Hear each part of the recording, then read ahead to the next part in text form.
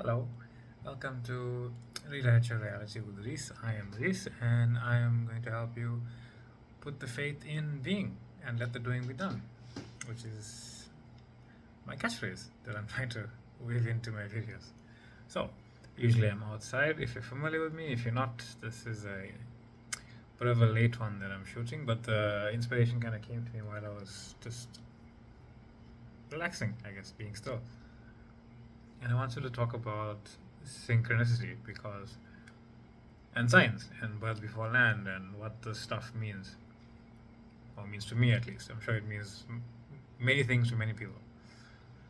So, I've been seeing more and more what I would refer to as synchronicity, which is people and events and phrases and words and ideas being reflected into my reality, either from the 3D through me putting my focus onto it, coming back into my awareness, or things that I've been thinking about popping back into my awareness. Things like that, basically. Those ideas keep on uh, recurring. So, like a brief example, I was having a haircut, as you can see, and while I didn't have my glasses on, I am quite unable to see. I was looking at the TV screen, and on the TV screen was the two teams playing. I can't remember the first one, but the second one was Newcastle. And I couldn't read the word Newcastle, but I could make out from the shape it was Newcastle. Nothing uh, over extravagant there, but I realized I was putting my focus quite a bit on the word Newcastle. And this is without resistance, things manifest instantly. And I went on with my day. When I went home later, I was with my mother, and she brought up. By the way, I live in South Africa, and the Newcastle is they're referring to is in England, I would assume. And my mother started talking to me about a place my dad used to go to. He's passed away, but my place my dad used to go to, which is Newcastle, and this was in linear time, 35 years ago, 25 years ago, something like that. And it happened to be the same day I was focusing on the word Newcastle. It's not like I'm unfamiliar with my dad doing this, but Source knows everything. Your I am awareness knows everything, and it's bringing to you what's relevant in according to that word, where you would see that unseen power reflecting itself in your three-dimensional reality, showing you, hey, I'm here. If that's not enough, later on in the day, I had the radio on. I can't remember if it was the same moment, but on the radio there was an accident on the freeway on the way to the caster said Newcastle. So if the first one didn't really catch my attention, the second one definitely caught my attention. And these things have been happening frequently, more frequently,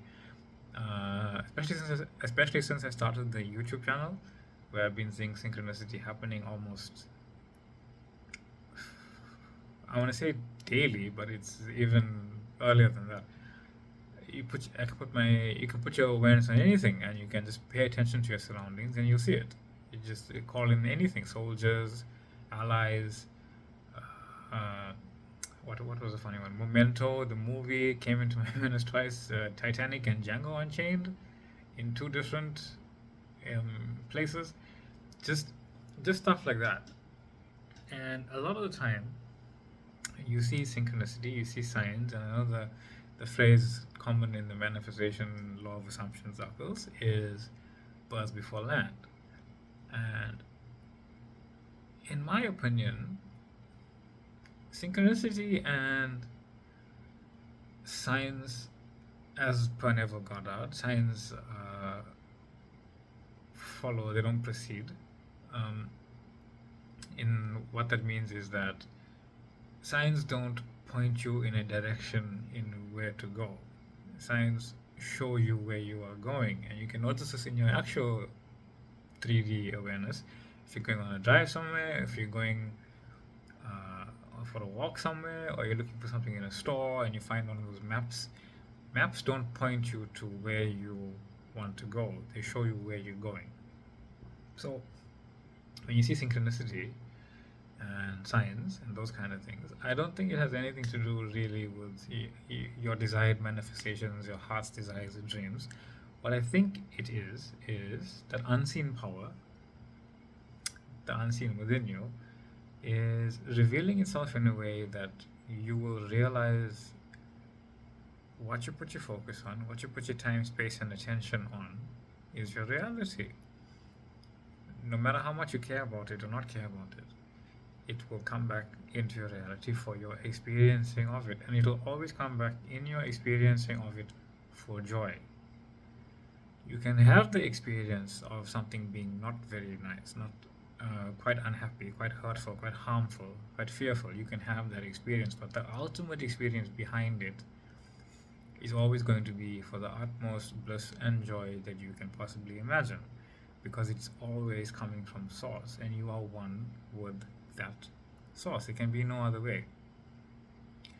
So that being said, what I think is starting to happen with everybody who is quote unquote living in their end, only seeing their end, only seeing themselves as source, is that the perceived inner world and the perceived outer world, the imaginary line that you've created as a human feeling separate from source, is slowly starting to dissipate. It's not there, so it's more of your belief in this line that's slowly starting to dissipate, and you're realizing that the only thing that is reality is your awareness of being reality. That's what you really are. You're that I am awareness. And that's what I've been feeling lately. And I did some research on science and synchronicity, and the thing that stood out to me was the collapsing of the inner and outer belief in those two worlds being separate. They're not separate, they're one world. You just have a subjective, solid viewpoint that we're all experiencing three-dimensional reality as. But most of our reality that we are experiencing is being experienced in the metaphysical world, as in your imagination. And because you're only experiencing this now moment, now, as Alan Watts says in one of his videos, just continuously. You're only experiencing now. So when that wall falls away, that which you're focused on comes into your awareness almost immediately. And let's take a look at that word immediately. I had a cool example I said in another video, and I didn't really expand on it too much, but what people refer to as instant manifestation doesn't actually exist. Because to believe in something being instant, you have to believe in something not being instant, and that's not entirely factual. It can't be true, because things can't take time. Two things can't take time to happen. They have to have already happened simultaneously together. Otherwise, how would it happen? How would a baby bird know it's going to hatch into a bird? Both of those things have to have existed prior to one of them existing. It didn't just happen randomly, like an egg didn't hatch into a chicken. It's just source would have had to have those two ideas predetermined for it to experience it linearly, and the linear determination of those two things was the chicken comes from the egg, which comes from the chicken, which comes from the egg. Back and forth it goes. It doesn't really matter which one came first. Both existed at the same time. Both came first. So, instant manifestation is knowing that when you put bread into a toaster, toast is going to come out. And it's not time taken for the toast to come out. It is the necessary steps and events that the bread goes through that we call cooking for however long, for source to unfold the frame of reality where you're experiencing having toast. I know that sounds a little ridiculous, where we just say, oh no, I'm putting bread into a toaster to get toast. It's actually a little more amazing than that. It's bread goes into a toaster and you experience the unfolding and rearranging of reality, which is what toast is actually. It's a rearrangement of molecules of bread to become toast via energy transformation, chemical reaction, becoming toast. And that is just a set series of events that source unfolds from you knowing that you are experiencing bread becoming toast. That's what reality is. You don't manifest toast, you don't manifest bread. The version of you that put the bread into the toaster, and the version of you that took the toast out are two separate identities. The identity that has the toast is not the one that had the bread. That's reality in a nutshell. The version of you that had the bread is not the version of you that is eating the toast. It's a different version of you. It's a different version of what you're holding. It's the rearrangement of reality. That's what reality is. Individual frames of now, of this moment, of one thought, of God's thought into what infinity is, continuously going and expanding. I didn't realize how amazing that idea was until I said it out loud. But yeah, there's no such thing as instant manifestation. So what you desire and why you feel so much pain with it is because with the toast, you don't really tell Sauce how to make toast. You accept that Sauce knows how to make toast. You accept that this toaster is part of that process, and that's fine. And the funny thing happens is if you want this car, you want this relationship, you want that job, you want this house, you want this, that, and whatever, what tends to happen is that you have a vision of this end. You have a vision of the toast. But the difference is you let the toast come because you have this predetermined idea that, oh no, I don't really have to do anything. I'm going to get toast because I just put this bread into the toaster. But with your desire, you think you need to do something. You think you need to rearrange the molecules. You think you need to do something here and there and say something here and there and whatever else. No, you don't. It's exactly the same. Your desire is bread. You have bread. You've been given it. Your desire is also toast. You have toast. You've been given it. You don't have to do anything.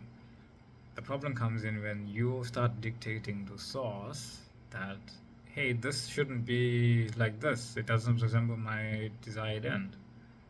And Sauce is like, yes, it is. It's like, you know, it should look like this. It's not done. I haven't finished. You're stopping me from finishing. You're talking to me while I'm busy. In a nutshell. You're dictating how Sauce should make toast. In essence. Well, you shouldn't. Don't. Trust it. Trust the process. Trust that the instant manifestation exists when your desire exists within you. That this thing is done. It's created. It's here for your enjoyment. You are experiencing the molecules of reality, the fabric of reality itself, rearrange in time and space for your desired end. Because the experiencing of reality is your choice. It's not just that one frame where you have the job, you have the car, you have the relationship, you have the whatever.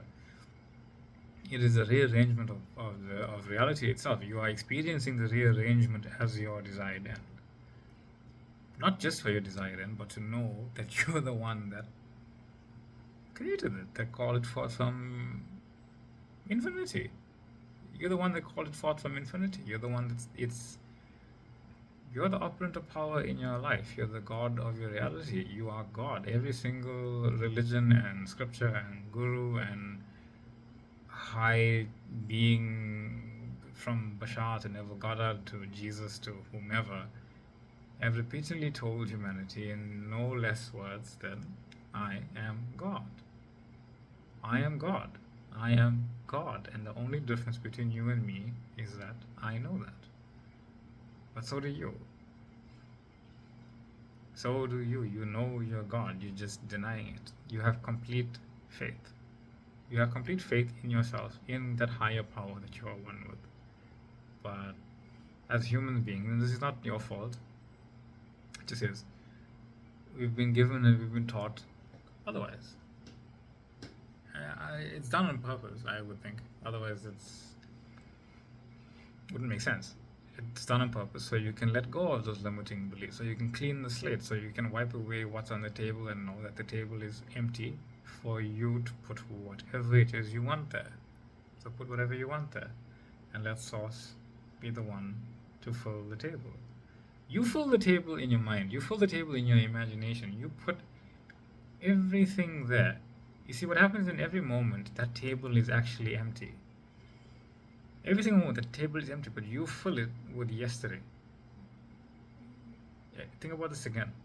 Every single moment of your life, there is a table in your mind, and that table is empty. You fill it with what you believe as what you believe your yesterday was. You fill it with the stuff from yesterday. You fill it with the stuff that's in your way. You fill it with the stuff that's conditions. Conditions and circumstances are all yesterday's news. They're all done. They're all just behind you. You can't perceive a circumstance and a condition coming.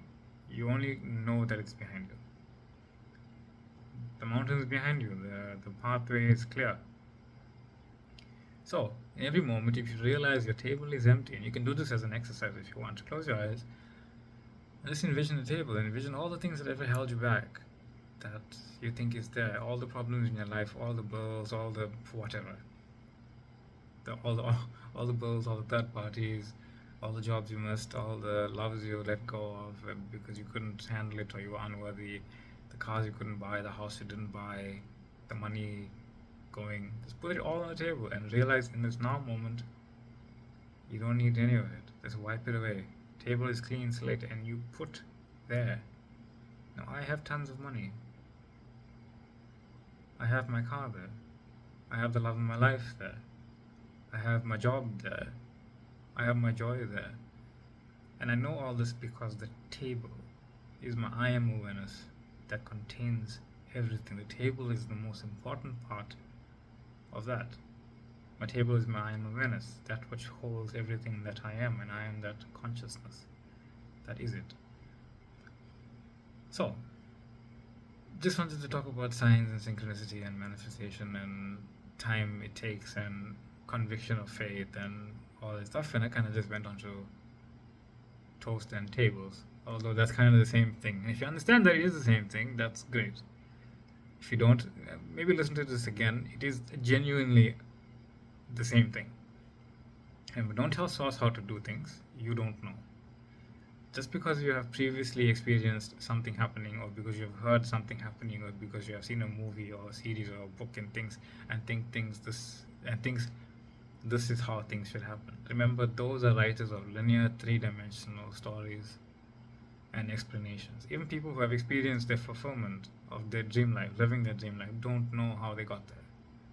They only know where they went to get there, which is within, which is the I am awareness, which is the knowing. Same with you. If you're watching and if you know that, leave a like. If you like the way I speak about things, subscribe. I'll be very good. I'm grateful whether you do or not, because I enjoy this. And I am very grateful that I get to speak about this. And thank you for being here. Thank you for listening. Thank you for watching. I hope you have it's night for me now, so have a lovely night. Have a lovely day. And have a lovely life. And I'm grateful that you're here. Thank you. I am Rhys. This has been Rewrite Your Reality with Rhys. I am Rhys.